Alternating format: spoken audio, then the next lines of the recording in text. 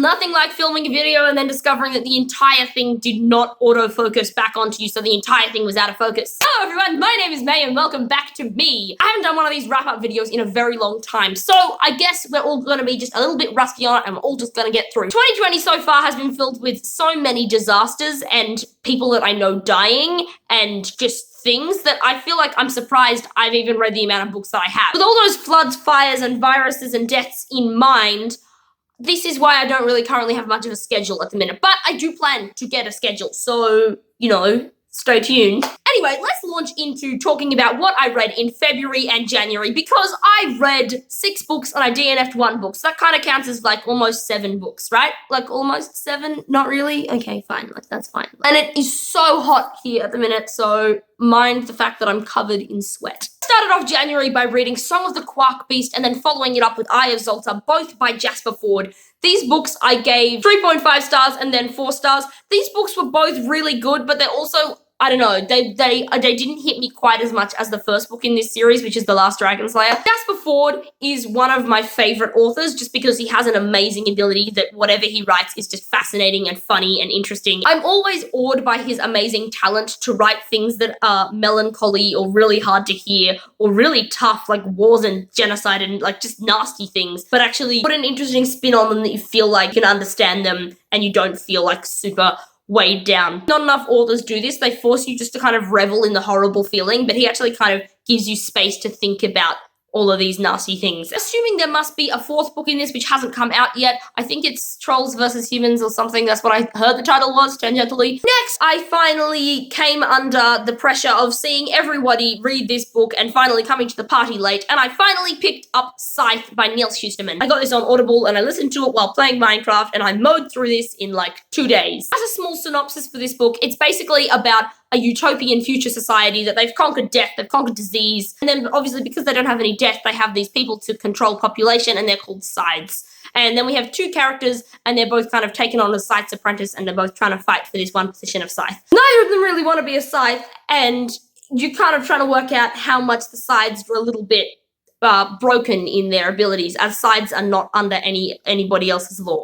All utopian books are basically kind of often looking at the dystopia that arises within. Anyway, I found this book incredibly thought-provoking. Characters are really good, the plot was fantastic, and just the way Shusterman dug into these really nitty-gritty things of making you think about morality and what is good and what is bad and what does it mean to be immortal and all of these kind of really interesting topics that I don't think many people have done. I then immediately picked up the sequel, Thunderhead, which is currently still sitting 3/4 listened to on my computer because I came back to Brisbane and things got hectic. So yeah. Scythe got a really big 5 stars from me. I would highly recommend it to anyone. I then did a readathon with my sister, and in 8 hours, I read a book which I received in 2012 from my parents, which I'd still never read, and that is probably because it was non-fiction. Anyway, this book is I Can Jump Puddles by Alan Marshall. This is Alan Marshall's biography, and it was just exquisite and fascinating and beautiful. I loved every single minute of it, despite that it didn't have any magic as a plot point.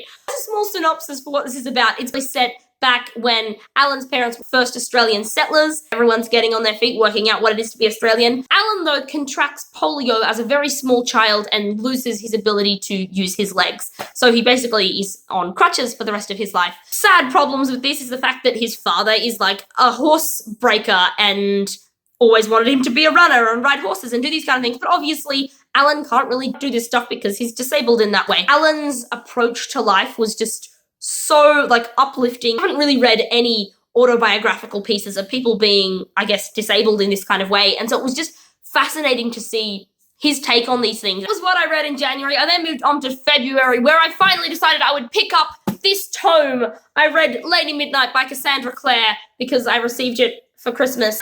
What to say about this book? This book is another book in the Shadowhunters world thing.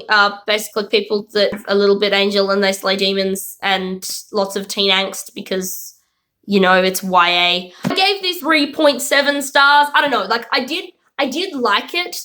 At the same time, you see all these tabs, they represent points when she was doing a lot of telling instead of showing. Maybe it's just frustrating because I know the Shadowhunter verse, but I still even think, even if you were new to this, some of this had really poor ways of going about explaining the universe. Your readers aren't babies. They know how to just assume things. Don't tell them everything. I really liked some of the characters in this, but I didn't really like the main characters in this very much. I really wish I could have followed Mark and Christina, but instead we were stuck with these two main soppy people. And you know me, I don't really like romance in my books. Get it out of here. And basically, because this book is about a bit of forbidden romance, yeah. Really, I didn't hate this book too much because immediately afterwards I found the audio of the second book, Lord of Shadows, being read by none other than James Masters. Purely because it was James Masters reading it, I decided I would pick this up and listen to it, and I gave Lord of Shadows 4 stars. Genuinely, when I mark books, I try to actually mark books up because I really hate the idea that there are only a certain amount of 5-star reads out there. That's stupid. There are plenty of really good books out there. Enjoy more books. Stop being cynical. This book had a lot less of this telling me thing, possibly because it's a sequel, and so I do think it was executed a little bit better. Also, James Masters is a fantastic reader, so basically probably half of my stars are just dedicated to the fact that James Masters was reading it, and I love him so much. Final book in this trilogy, I will pick it up possibly if it's being read by James Masters. I definitely think Cassandra Clare has improved in her writing ability. I just think also possibly YA is just still not my cup of tea. And finally, there was a book which I DNF'd, which was actually written by a friend of my sister's. This book was a self-published one, and it was one done over a NaNoWriMo, so I was kind of fascinated to read it. I DNF'd this after about the first 100 pages, mostly just because I think this book needed another edit or two. I don't think this book was publishable ready. I'd reached page 100 and they hadn't really done anything yet, and that's not okay in a book. The promises that this book made was that it was going to be fast-paced from the beginning and get going, and it just hadn't. I also think this writer could have a lot of talent. She just needs to possibly get this edited a little bit more because I think it's fantastic, but it needs a bit more editing. It really does. I'm all for supporting debut books and debut authors because, you know what, everyone's got to write some trash before they can write good things. I'm actually not going to say what this book was. If you really want to stalk my Goodreads, you can go have a look at it. I feel like it's a little bit of a sour note to end on a book that I DNF'd, but it's okay because when I find some time, I'm going to be filming a currently reads video because I currently have a lot of books on the go because I have no idea about book moderation. Haha. You want a little bit of a hint of what's currently being read? Look no further. You just sit there. Probably can't even see that. Thank you so much for watching. Tell me what you read in February in the comments below, and I will see you guys next time. Goodbye.